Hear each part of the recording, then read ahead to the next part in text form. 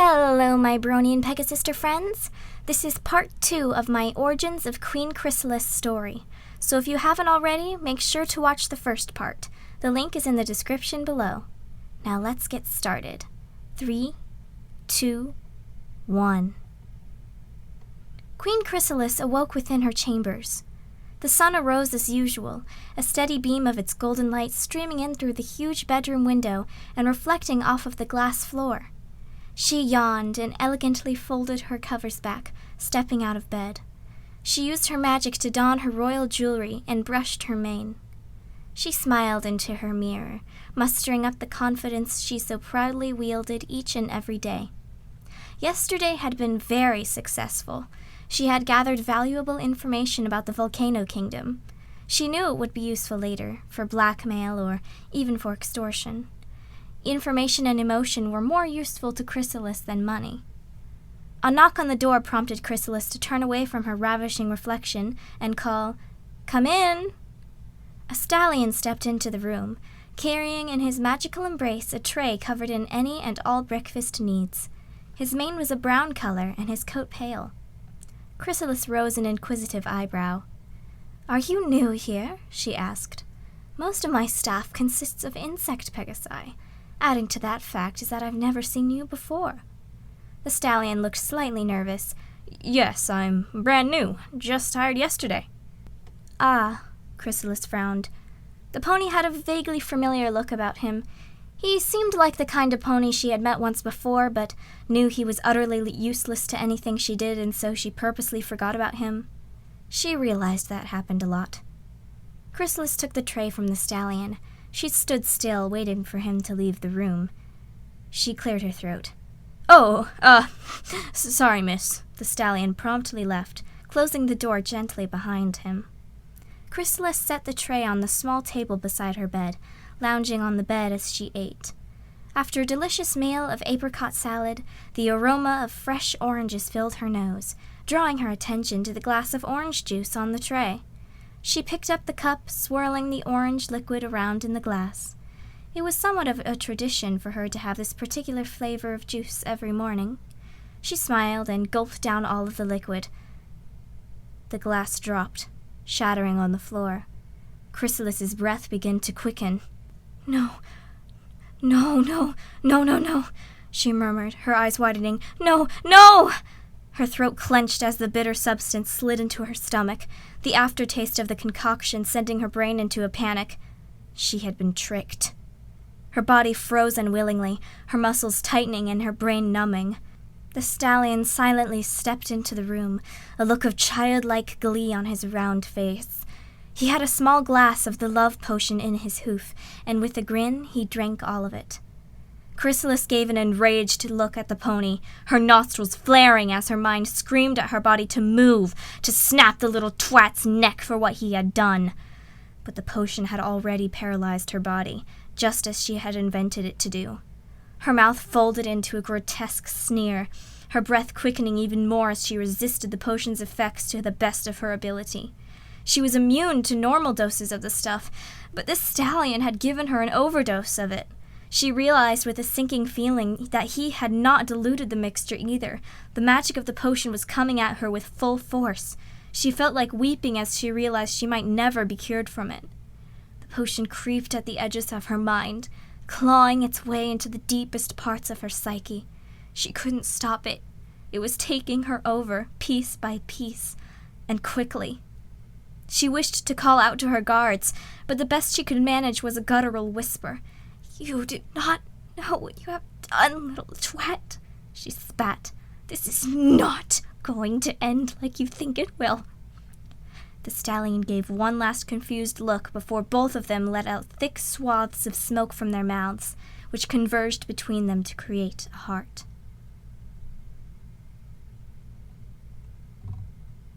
The room was deathly silent. Neither pony moved. A sickly purple glow radiated from their seemingly lifeless eyes. Farthing was the first to move, rubbing his eyes and blinking, the purple glow fading away. He felt different. His mind was foggy, as if covered by a mist. His undying love for Chrysalis seemed to be enhanced, his senses calling out for her. He had only drunken a very, very, very small amount of the potion, so as not to be completely overwhelmed, yet he could still feel that it had powerful effects. He looked up to find Chrysalis inches in front of him, staring at him with a crooked smile on her face. Farthing leaped back in surprise, only to have Chrysalis rush over to him, kissing him full on the lips. She held him in her hooves and hugged him tightly. "Oh dear, it's just dawned upon me how much I absolutely love you," she cooed, stroking his hair. "We must never be parts ever again." A small smile spread across Farthing's face, growing ever wider. His heart beat up a storm as he looked back into the deep green eyes of his lover. His plan had worked. It really, really worked. He almost couldn't believe that he had succeeded, and that he was being held and kissed by his idol. He almost melted into Chrysalis's hooves, feeling the warmth of her fur as he continued to be entranced by her gaze. It was like he couldn't look away. The depths of her green orbs provided a sense of great comfort and fulfillment. He couldn't look away.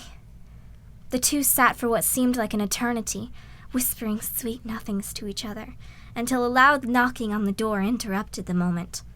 "Princess Chrysalis? Hello? Are you finished with your breakfast, miss? You've been in there a long time, and Empress Lucina is here to see you. She says it's very important." The princess didn't look up. "I am busy at the moment, dear. I have found the love of my life, the stallion of my dreams, and I will never leave his side. Now, please go, servant." She and Farthing shared another kiss. "And I will never leave yours, Chrissy," said Farthing in perhaps the sappiest tone possible. Chrysalis giggled like a school filly, batting her hoof. The servant outside the door continued to knock. Miss, this is vitally important. Empress Lucina said something about chaos bringers and the fate of the world. She must see you."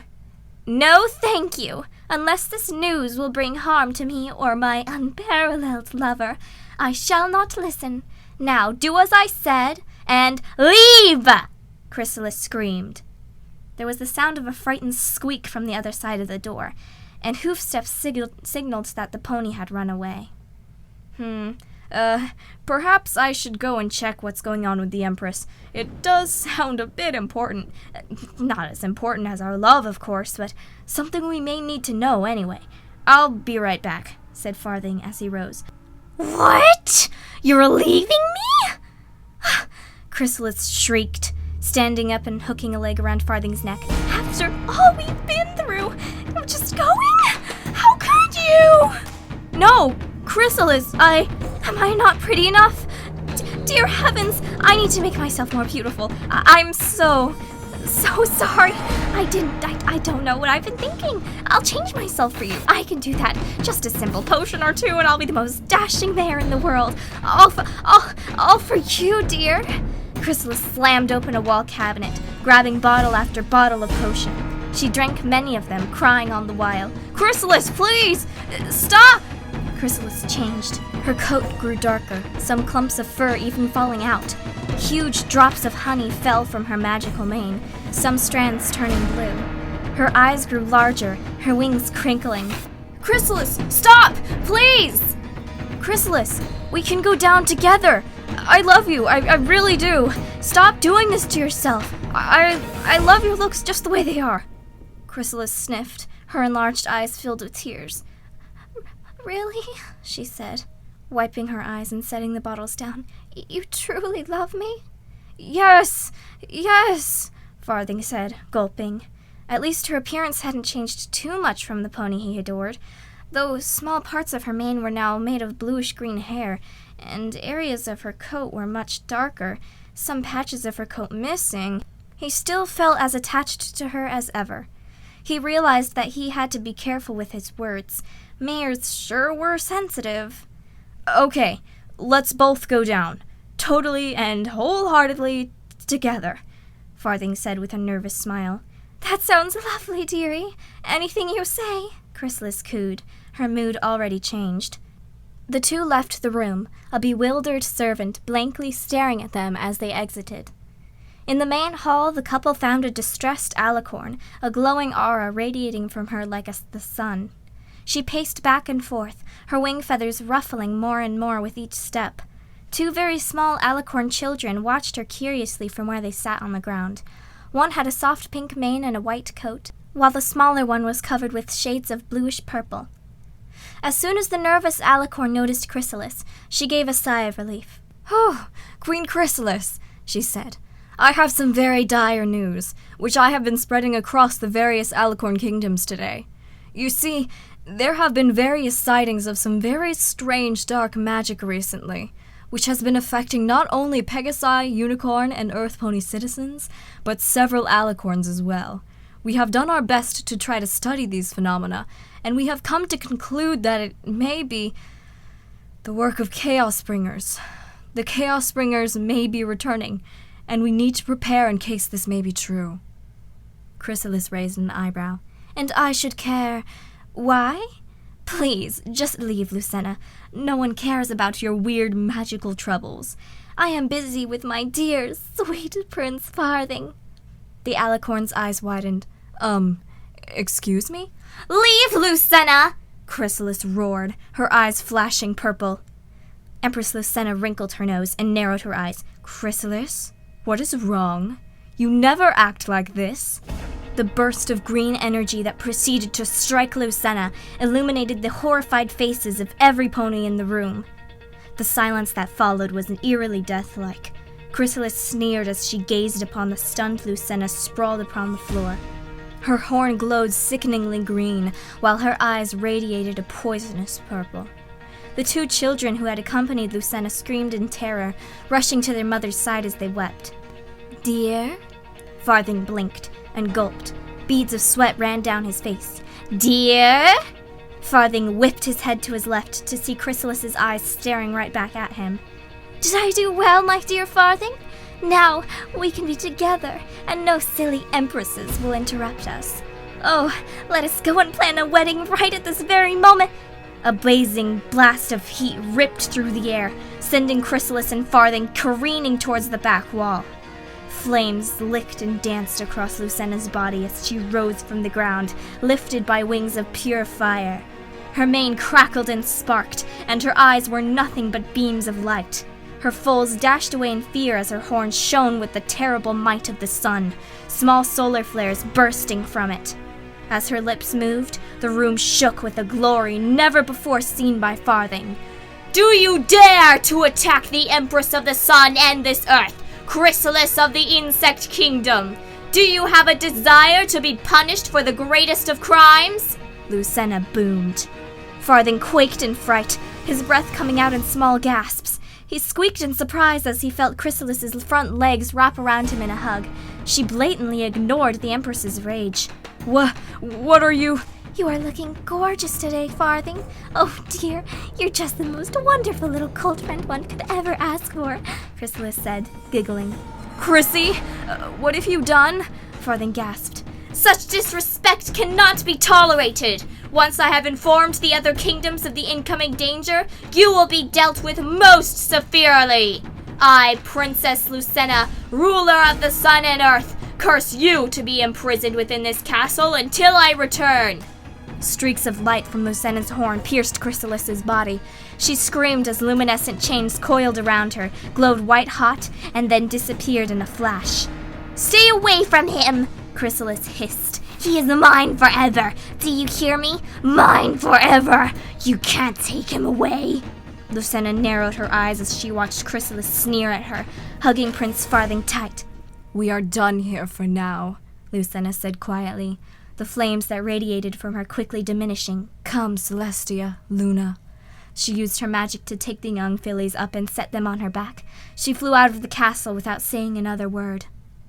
Farthing still had not caught his breath. His mind whirred as he sweated profusely. Chrysalis gave him a big kiss on his lips as he struggled to comprehend what had happened. "Oh, dearie, don't worry. We're together now. Together with the one I love, connected in an intimate embrace for all of eternity." Farthing watched as bewildered guards and servants who had seen what had happened ran in frenzied panic around the room, too afraid to even try to approach Chrysalis. The whole room felt hotter than the sun, and scorch marks were everywhere on the ceiling, floor, and walls. A small crater had opened where Chrysalis had blasted Lucena into the ground. Tears escaped from Farthing's eyes as he felt the pain from the burn marks covering his chest, legs, and face. His head shook as he turned it to look at the crazed alicorn squeezing him tighter and tighter. What had he done? Days, maybe weeks had passed since the incident. Farthing couldn't remember. Chrysalis was always at his side, coddling, doting on him, and talking to him about how much she adored him and that she would do anything to be his forever. Her kingdom had fallen into chaos. A war was raging all around the world. Evil creatures called Chaosbringers brought destruction to wherever they roamed. Though one had not yet visited the Western Insect Kingdom, the subjects of the place were all as paranoid as can be, bordering up houses and scavenging for any food they could find before the inevitable storm of chaos. Chrysalis was begged, pleaded to help, to defend the kingdom however she could, but whenever any brave servant, guard, captain, or peasant even attempted to talk with her, they were blasted away in a green flash, heavily injured and never willing to try to talk to her again. Every subject in the kingdom now had an unbearable amount of hatred for Prince Farthing, for they had come to realize what atrocity he had committed. They tried all they could to find a way to get rid of him, but every plan they conceived was thwarted by the mighty power of the Insect Queen. One night, as Farthing and his ever-present companion rested on a lounge chair together, Farthing ordered from a shivering servant a small meal. After it was delivered to him, he ate with great pleasure. There was hardly anything he could do in this castle without Chrysalis breathing down his neck and telling him to be careful. At least the act of eating was unbridled by his doting warden. It also reminded him of what his life used to be like in the village he used to rule over. He missed his grandmother's egg cakes and the delightful milk butter his uncle would make. Farthing looked down at his food and felt like crying. Thunder boomed outside, rain streaming in through the open window. No pony had bothered to close it. He felt another squeeze from Chrysalis and looked up at her. He realized something. Darling, why have you not eaten since... Well, you began to love me? Farthing said. A twisted grin skid across Chrysalis's face, revealing pointed white teeth. Why, dear, I need no food but the love that you shower upon me. It is this from which I receive sustenance. Farthing's eyebrows knit together as his eyes scanned Chrysalis's ragged body. Her skin had sunken in, her ribs very prominent. Her legs were almost like sticks, and skin bagged under her eyes. Then, why do you look starved? Farthing dared to ask, the realization of his foolish comment dawning on him in horror after he said it. Chrysalis winced, her head twitching. Her pupils became slits. Her voice echoed in Farthing's ears, every word sending his heart pounding. Because you don't love me back.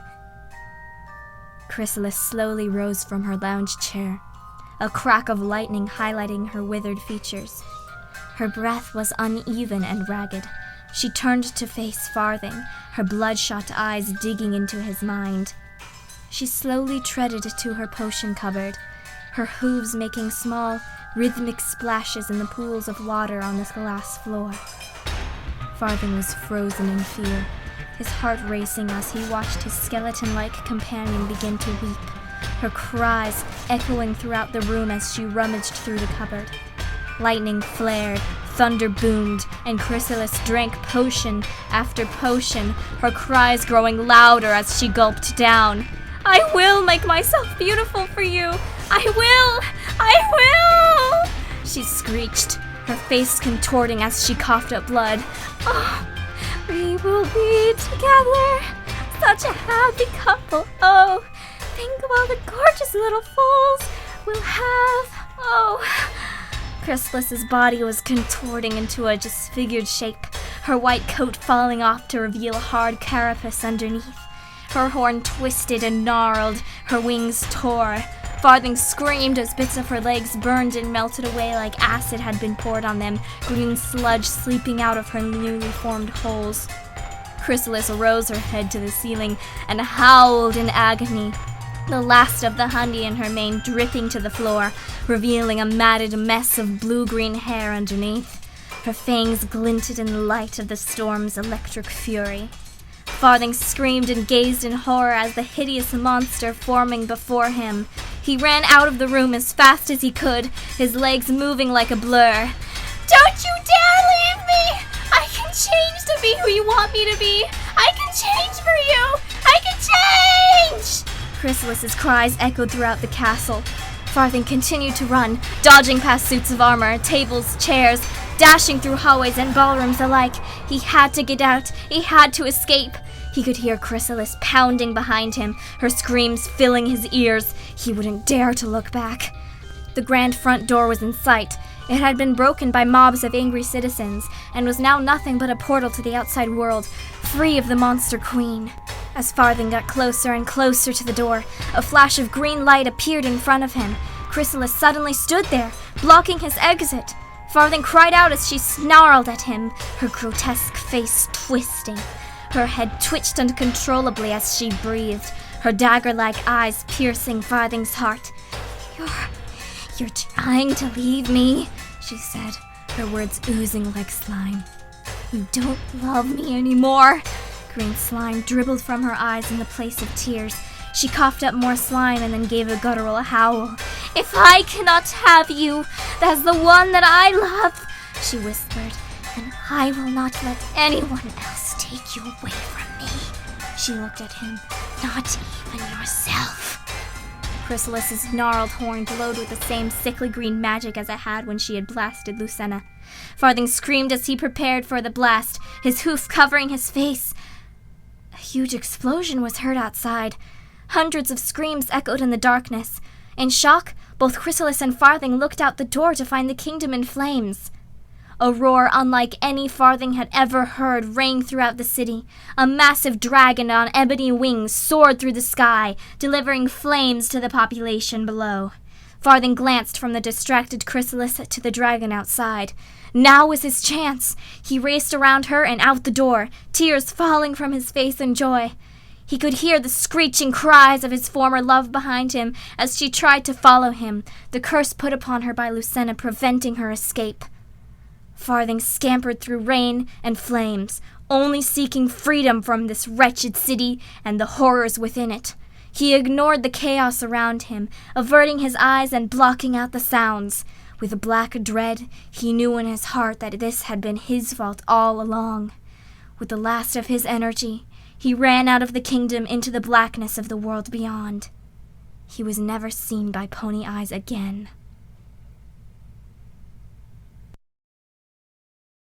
Chrysalis sat on her throne, her kingdom outside burning. An hour had passed since Farthing had left. The potion's effects had worn off, leaving her mind clear. The full force of what had happened took her mind by the reins and led her into an unfathomable despair. Everything was gone. Her kingdom, her power, her body, even her mind had been tampered with. As she sat stock-still on her throne, listening to the screams of her subjects outside, she wept. Her heart twisted and turned as black as her gnarled body. She knew what was coming next. The Chaos Bringer would soon come into her castle and look for her. He would finish her off, and she would make no move to stop him. A crackling of stones signaled the dragon's entrance. The massive beast stepped into the throne room, the walls around him crumbling. Chrysalis didn't look up. She closed her eyes and hung her head, ready for her fate. The dragon watched her, cocking his head and giving a small smile. "Well, what do we have here?" he said, his deep voice reverberating. "Is this the legendary princess of the insect kingdom? This twisted, pitiful creature?" He gave a booming laugh. "I expected quite a bit more. More beauty, that is. Oh dear me, what has happened to you?" His sarcastic tone made Chrysalis's lip tremble in anger. The Chaos Bringer touched one of his massive claws to the tip of her horn. She gasped as she felt her memories being revealed to him. The dragon raised an eye crest. Ah, I see. You were duped by a stupid little pony prince, is that it? I can change! I can change! He laughed as he mocked her. Oh, don't worry, little princess. I can make it so that you can change any which way you wish. He cracked his claws. Ah, this should be fun. Destroying the harmonious world with my fellow Chaos Bringers is great and all, but even I must admit messing with ponies in other ways besides death and destruction is much more entertaining. Now, let me grant you your wish, princess. Chrysalis felt the dark magic of the dragon fill her veins, her heart pulsing with his darkness. She was frozen in place, feeling her body pulse with a new kind of power. When he had finished, the dragon looked over Chrysalis curiously. All done, he said. Now, transform for me. Let's see if it worked. He snapped his claws and a large mirror floated before her. Chrysalis took a deep breath and activated her new magic. She felt invigorated as a cocoon of green light swirled around her, and her body morphed in kind. She opened her eyes and looked in the mirror. She broke down in tears when she saw, staring back at her, was the pony she used to be. The dragon rubbed his scaled paws together. Perfect! But I am afraid there is one rule I must have when it comes to these transformations. I can't just let you turn back to the way you used to look. The dragon laughed, his great belly rumbling against the floor. Of course not. That would be much too easy for you. Nope, you can't change back to the way you looked before. He snapped his claws again, and Chrysalis once again became deformed. Chrysalis's muscles tightened as she felt rage and hatred boiling up inside her. What had she done to deserve this? Why was this world torturing her so? Perfect, said the dragon. Now, a deformed queen who feeds off of love and has the chaotically delightful powers of transformation must have matching subjects, correct? I'll be right back to get that done for you. No need to get up. The dragon spread his massive wings and brought them down, launching through the roof and breaking it into thousands of pieces. Chrysalis stood, her mouth agape as she heard his words. In a panic, she flapped her own wings and flew through the hole in the roof left behind by the Chaos Bringer. Her kingdom was in shambles. Though the fires had been put out, the aftermath was like hell on earth. The various houses made of greenery were all completely destroyed. The city was almost nothing but ash. The dragon flew in circles above the ruins, his horns lighting up with dark magic. The panicked subjects below were covered in dark magical cocoons, transforming into hideous beasts. The dragon gave one last laugh as he flew into the distance. And now, your changeling kingdom is complete, my queen.